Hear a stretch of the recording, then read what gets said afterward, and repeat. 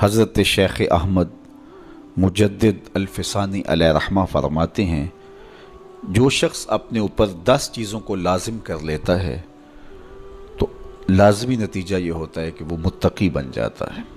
وہ 10 چیزیں کون سی ہیں؟ ماہ صیام کے ان حسین لمحوں میں ہمیں وہ 10 اوصاف اپنے اندر پیدا کرنے چاہیے تاکہ ہم متقی بن جائیں، اور متقی اللہ کے محبوب بندے ہیں۔ تقوی اختیار کرنے والے اللہ جل شانہ کی رحمتوں کے خاص مستحق ہیں۔ جنہیں تقوی کا نور نصیب ہوتا ہے وہ اللہ کی رحمتوں کے سائے میں آ جاتے ہیں۔ اگر ان پر مصائب، آلام، مشکلیں آتی ہیں تو ان کے تقوی کی وجہ سے اللہ انہیں راستے عطا کر دیتا ہے۔ وَمَن يَتَّقِ اللَّهَ يَجْعَل لَّهُ مَخْرَجًا وَيَرْزُقْهُ مِنْ حَيْثُ لَا يَحْتَسِبُ۔ اللہ اکبر۔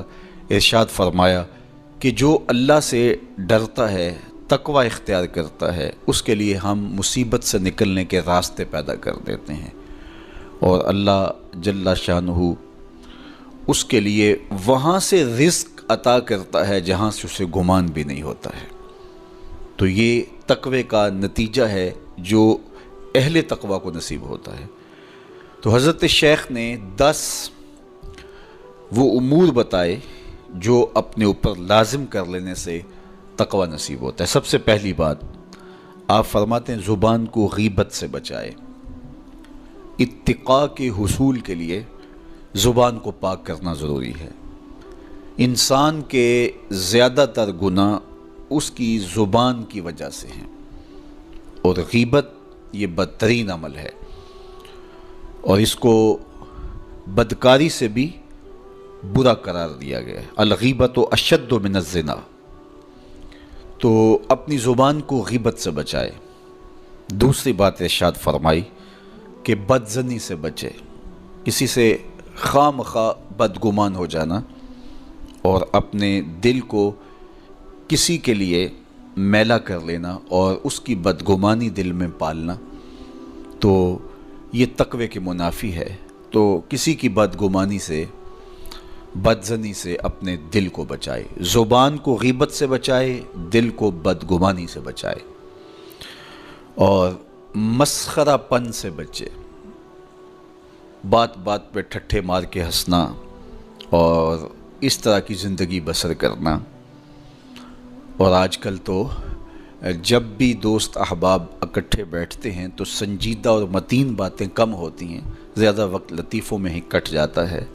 انسان کو خوش مزاج ہونا چاہیے، اس کی طبع میں شگفتگی ہونی چاہیے، لیکن شگفتگی، خوش مزاجی اور مسخرہ پن میں فرق ہے، اس کو سمجھنا چاہیے۔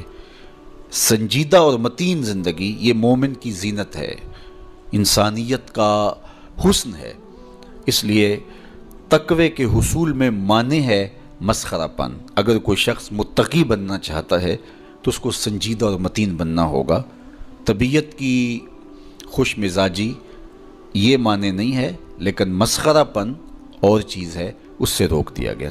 چوتھی چیز حضرت شیخ احمد فرماتے ہیں کہ اپنی آنکھ کو حرام سے بچائے۔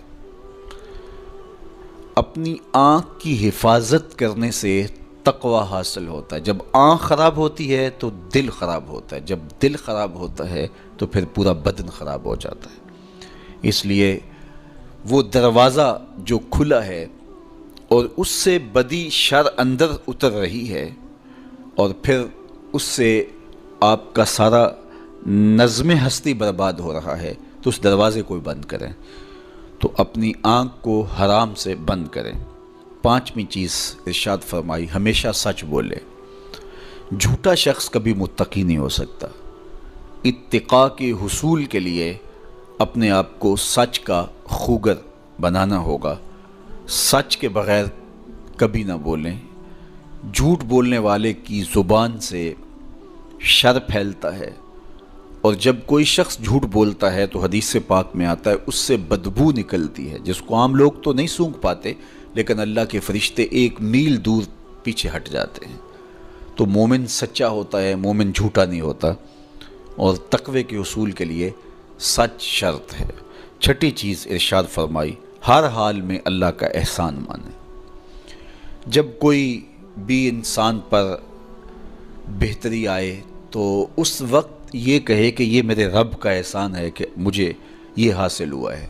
بہت سارے لوگ اپنی محنت کا نتیجہ قرار دیتے ہیں کہ یہ میں نے کیا تو اس کے نتیجے میں یہ ملا۔ بسا اوقات آپ کتنا سیدھا کام کر رہے ہوتے ہیں، کتنی محنت کر رہے ہوتے ہیں، لیکن نتیجہ اس کے برعکس آ رہا ہوتا ہے۔ سیدنا علی المرتضیٰ رضی اللہ تعالیٰ عنہ فرماتے ہیں میں نے اللہ کو اپنے ارادوں کی شکست سے پہچانا، تو یہ اس کی کرم نوازی ہے کہ اس نے ایسا کر دیا۔ صحت میرا کمال نہیں، یہ اللہ کی عطا ہے۔ علم میرا کمال نہیں، یہ اللہ کی عطا ہے۔ لہجوں کی خوبصورتی یہ اس کی عطا سے ممکن ہے۔ اس نے آنکھوں میں روشنائی رکھی، اس نے توفیق عمل نصیب فرما دی، اس نے اچھائی کی راہوں پہ گامزن کیا۔ ماہ صیام میں روزہ رکھنے کی توفیق ہوئی، صلاۃ التراویح میں حاضری کا موقع میسر آیا، دیگر صالح اعمال تلاوت کلام مجید نصیب ہوئے، تو مت سمجھے کہ یہ کوئی میرا کمال ہے۔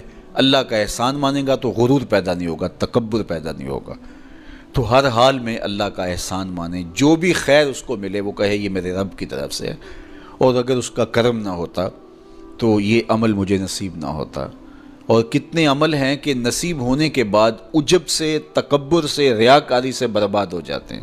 کیتی کتری پئی کھو محمد تے سکہ بنیا زردہ، کتنے عمل ہیں کہ برباد ہو جاتے ہیں، تکبر آ گیا، عجب آ گیا، ریاکاری آ گئی، تو یہ اس کی طرف سے ہی ہے۔ تو جب یہ کہے گا تو عجب، تکبر، غرور کچھ پیدا نہیں ہوگا، تو پھر عمل قبول ہوگا اور انسان تقوی کی منزل تک پہنچے گا۔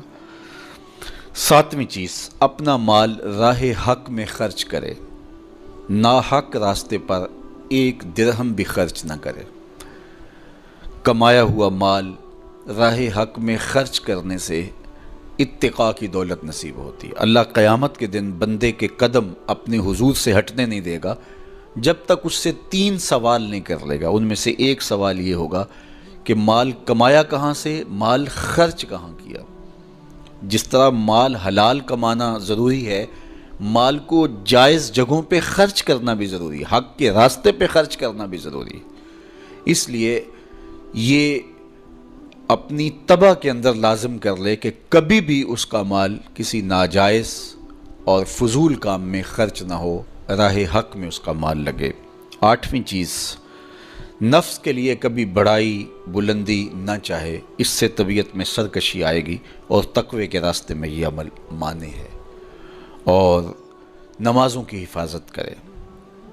نمازوں کی اگر حفاظت نہیں کرتا تو باقی سارے عمل اس کے پاس ہیں، تو وہ متقی کیسے بن سکتا ہے؟ چونکہ یہ تو اسلام کا بنیادی فریضہ ہے جو اہل ایمان پر لازم کیا گیا ہے، جو کسی صورت کے اندر بھی، حتیٰ کہ حالت بیماری کے اندر بھی معافی جس کی نہیں ہے، سفر کے اندر بھی نماز کی معافی نہیں، مختصر کر دی گئی، قصر کر دی گئی، لیکن معافی نہیں دی گئی، حالت جنگ کے اندر بھی اس کی معافی نہیں ہے۔ تو نمازوں کی محافظت کرے۔ اور 10ویں چیز، حضرت شیخ فرماتے ہیں عقیدوں کی صحت کا خیال رکھے، اپنے عقیدے، اپنے نظریات خوبصورت رکھے۔